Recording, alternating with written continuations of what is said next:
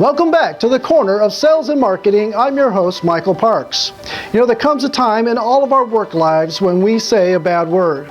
Now, it's not the bad words you're thinking about, it's even worse. Now, let's go inside and talk about these bad words.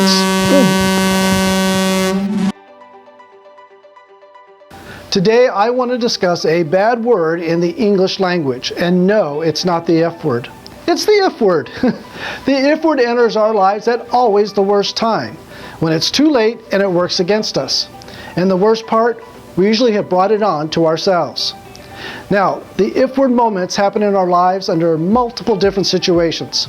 But today I want to explore just three. The first might be that you lose a long-time customer because you took advantage of the relationship. Maybe you were good at visiting every week, but kind of fell off your game in terms of solving problems or solving problems in a new, unique way. Or maybe you did not keep your pencils sharp and your prices became uncompetitive.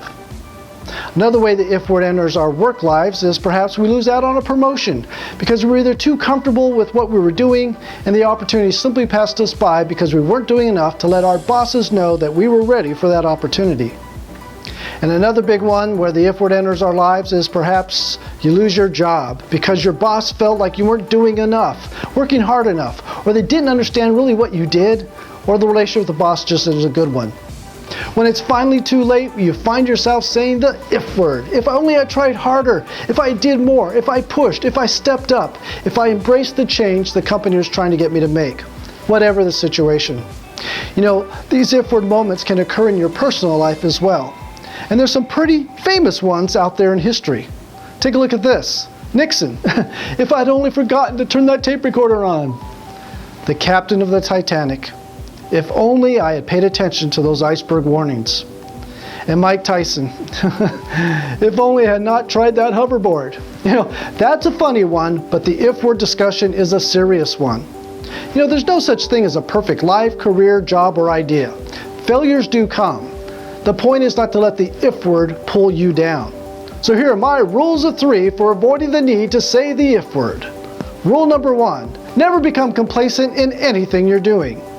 Rule number two, try something new every year. Keep your saw sharp. Rule number three, ask for more, take on more, do more, and never complain. And then there are these anonymous examples of people who I'm sure are saying the if word multiple times over. If I'd only put my tools away properly. If I'd only copied that sign. And if I had only paid more attention. You know, the if word only enters our lives when it's too late. Take an inventory now. If there's anything out there that might lead you to say the if word, make the change now. That is something to think about.